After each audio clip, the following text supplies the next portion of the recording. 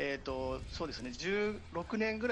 couple weeks ago, on July 31st, or August 1st, depending on your time zone, a streamed roundtable discussion was held among the producers and directors of some of the most prolific Japanese fighting game franchises. Representatives from Bandai Namco, Capcom, SNK, Koei Tecmo, Arc System Works, and Eureka were all there, talking about their jobs, answering questions, and giving us announcements of things to come.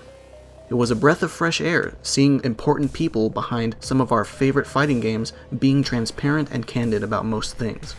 It was a level of communication that I wish they had begun to offer years ago, as it probably would have saved them, and us, the players, some headaches down the line. But this little event got me thinking about a crucial aspect of fighting games, their online experience, and how the online experience differs between Japanese and Western titles. Games like Street Fighter, Tekken, Guilty Gear, Samurai Showdown, and Under Night may offer a perfectly functional experience offline, but things could get very dodgy as soon as you look for matches over the internet, and for multiple different reasons. The biggest ones being poor netcode, poor population, and an inability to consistently avoid other players with bad connections. This isn't to say that all Japanese developed games are guilty of all three of these things. Some of them have one or more of these issues addressed, but more often than not their solutions are imperfect. Either way, things need to change, and thankfully, they're starting to listen more intently than before, especially thanks to the effects that the pandemic has had on the community, forcing in-person events to close down and online tournaments to take their place. But where do the developers begin to resolve these issues in the way that their community wants? Let's talk about it.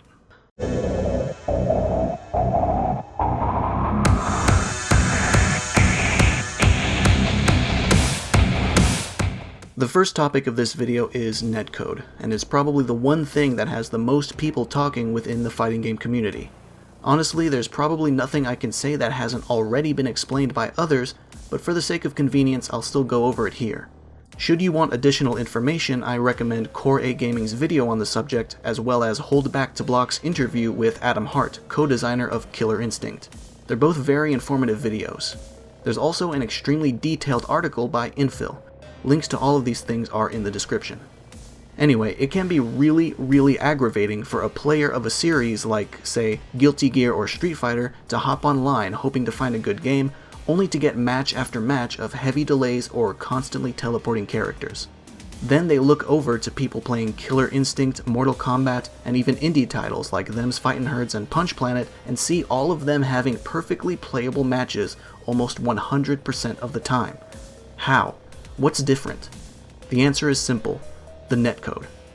You see, a lot of Japanese fighting games still use delay-based netcode, which is a function that adjusts your actions according to the ping of your connection, which is how long it takes for your inputs to reach your opponent. Meaning, if your connection has ping equal to 5 frames, which is about 80 milliseconds at 16 milliseconds per frame, and you press a button, the game purposefully delays performing that action until 5 frames later, when it comes out on your opponent's screen.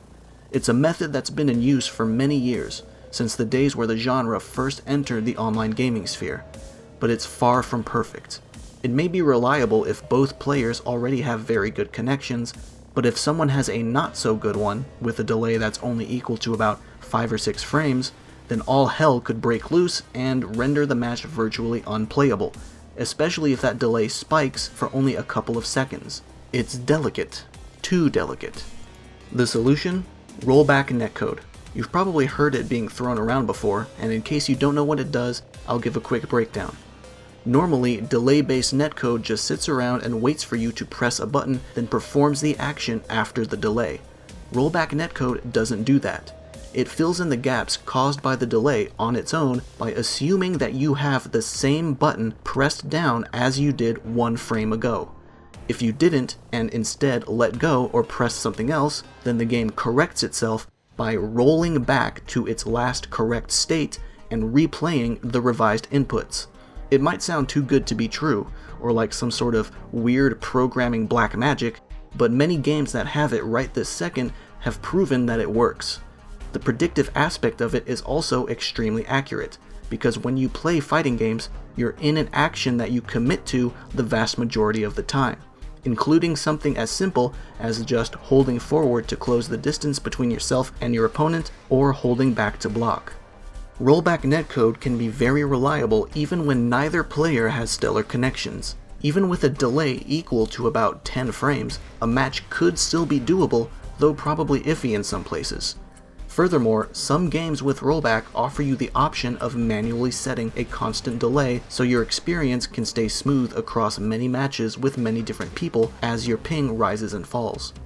Sadly, while rollback is fantastic, it's not a miracle worker. It does have its limits.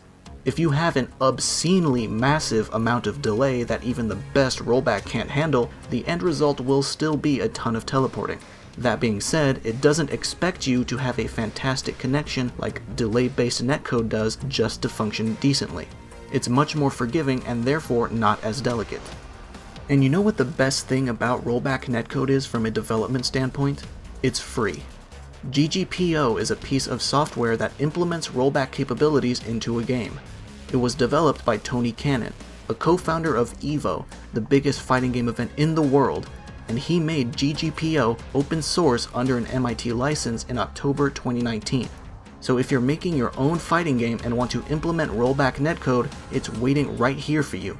Matter of fact, I'll put a link to the GGPO GitHub page in the description so you can grab it right now if you want it. It's more complex to work into a game than basic delay-based netcode, but it's worth it for the drastically improved quality of the online experience. Now, obviously, good netcode isn't very useful if you have no one to play with regardless. That's what brings us to our second point, population. The lifespan of a fighting game is entirely dependent on its players. Achieving enough longevity to ensure that a game lasts beyond its first few months requires a wide pool of active players. And a wide pool of active players means more people who are online at any given time of day. And more people who are online at any given time of day means less time spent looking for a match. And the less time that is spent looking for a match, the more likely a player is going to log in and play again tomorrow. Simple. The solution to low population that I'm going to discuss is mostly relevant to multi-platform titles, and it's not limited to just fighting games. It's cross-platform multiplayer, or crossplay. It's something that everyone wants for their game of choice because it helps in keeping it alive and active. Every multiplayer game benefits from crossplay, from battle royales to MMOs. Thankfully, several fighting games already support crossplay. Street Fighter V can connect PS4 and PC players together, Killer Instinct can connect Xbox One and PC players together, Fantasy Strike allows PS4, Switch, and PC players to play together, and Power Rangers Battle for the Grid connects PS4, Xbox One, Switch, and PC players. It's a feature that's actively being implemented already, but it still has a way to go before it's truly universal and considered standard.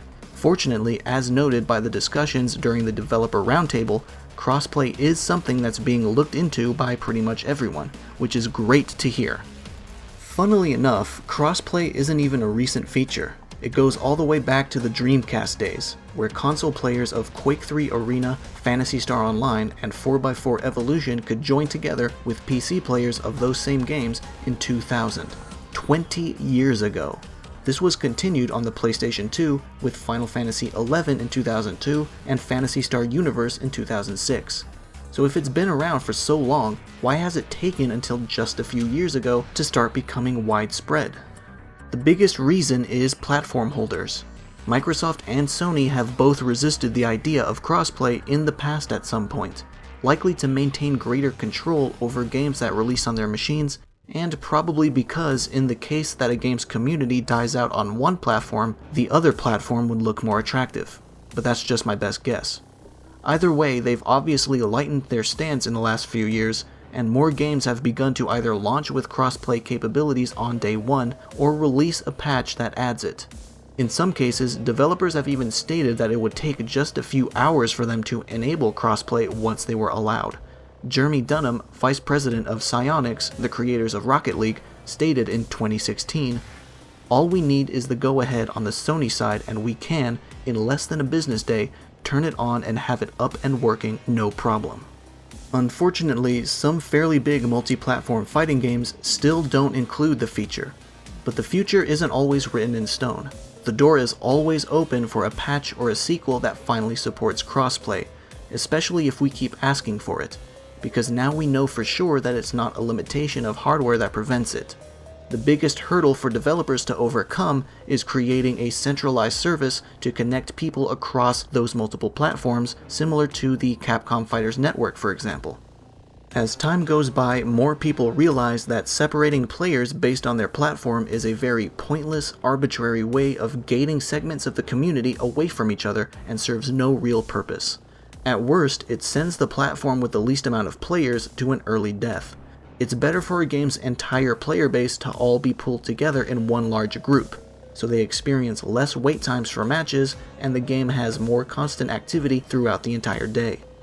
I can't even begin to count how many times I've seen people refuse to play a good game because they're worried that it has a near barren population, and in some cases they're right, particularly about games that don't support crossplay.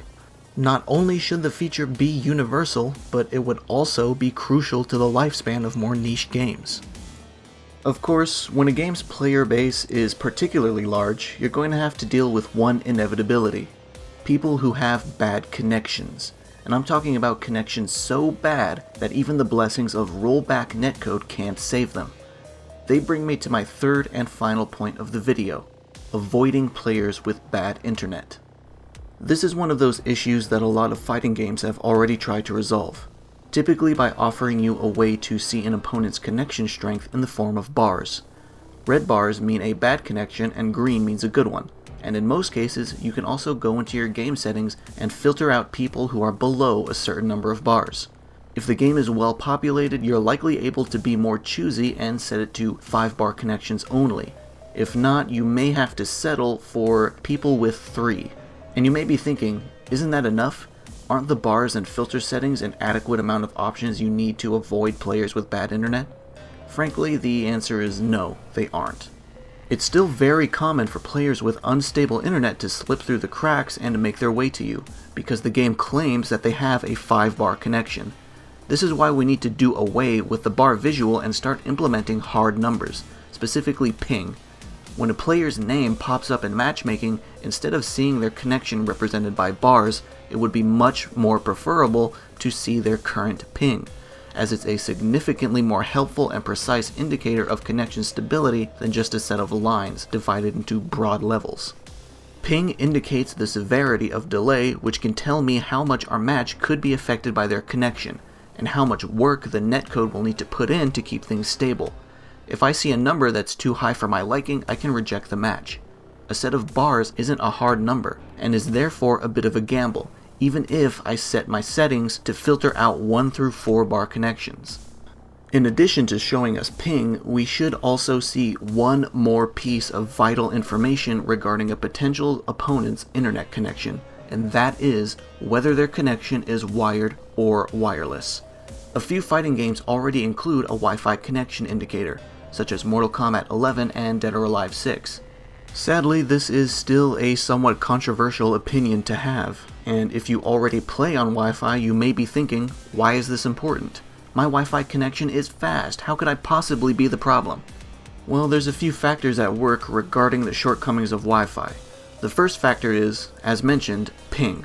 Granted, your ping might not be so high that even Rollback Netcode can't make it somewhat manageable, but at the end of the day it will always be higher than it would be if you were plugged in, and it's more susceptible to ping spikes and general interference caused by external elements. The second factor is something that is less often discussed, and that is packet loss. If you don't know what that is, that's fine, I'll explain it. Essentially, when you send any type of information over the internet, including your command inputs in a fighting game, you send packets containing that information to its destination. Packet loss occurs when those packets of information just disappear along the way. Imagine if I sent you an email that looked totally fine on my end, but when you got it, it was missing entire sentences. That is a consequence of packet loss. Those sentences are gone, totally lost at some point in the journey from my computer to yours, and in order to fix that, my PC will need to resend the information, this time hoping that it sends the entire thing. This is how packet loss can create lag.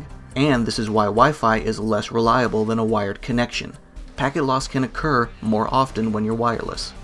Packet loss can actually be much worse than high ping, because it means your inputs can get eaten instead of just delayed.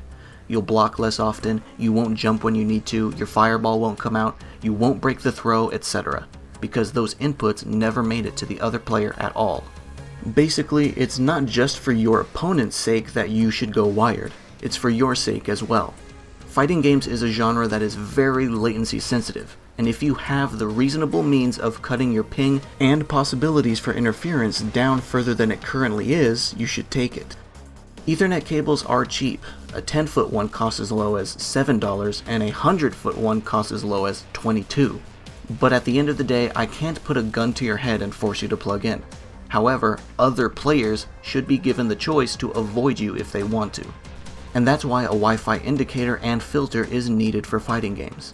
In the fighting game roundtable I mentioned at the beginning of the video, Katsuhiro Harada, director of the Tekken series, gave us a startling and downright terrible statistic.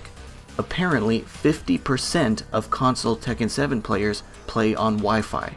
This is likely the biggest contributor to many bad matches that wired console players had to put up with. And if a Wi-Fi indicator and the ability to filter out Wi-Fi players is what it will take to bring that number down and make people finally plug in, then so be it.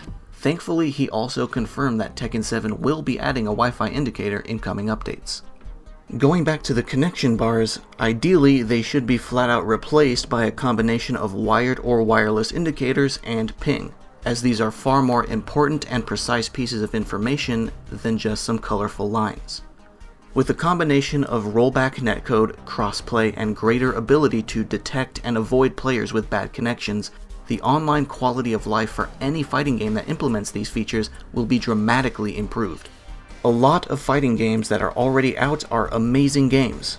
They're fun, they have great characters, they're reasonably balanced, they're nice to look at, and they have a lot of offline content to offer as well. But it's when you go online that the experience starts to crumble for them. Guilty Gear, Samurai Showdown, Under Night, and others are genuinely fantastic games held back simply because of substandard online features. In the cases of Street Fighter V and Tekken 7, they actually already have some variant of rollback netcode implemented, but they just don't work that well. Meanwhile, Western and indie titles like Mortal Kombat, Killer Instinct, Them's Fightin' Herds, Punch Planet, and more all manage to offer buttery smooth online matches because of superior rollback techniques. In the latter two cases, it's specifically thanks to GGPO, which again is open source. There's no more excuse to have a mediocre online experience foisted upon players when the solutions are readily available and already proven to work well and be worth implementing.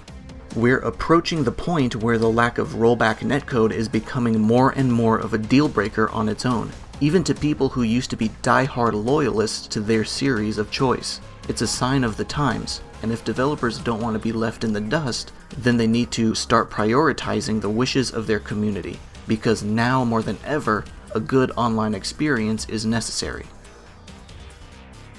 Before we close out, I just want to make a public request to Sega to please make Virtua Fighter 6, or at the very least an enhanced port of 5 Final Showdown. I'll take basically anything at this point. If it has rollback netcode, crossplay, and Wi-Fi connection filters, I would probably play nothing else. I'm begging you, Sega, please. Anyway, this concludes my video on improving the online fighting game experience. If you made it this far, I appreciate you. And if it's not too much trouble, consider subscribing. I do gaming news, reviews, and discussion videos like this one. Thank you for watching, and I'll see you around.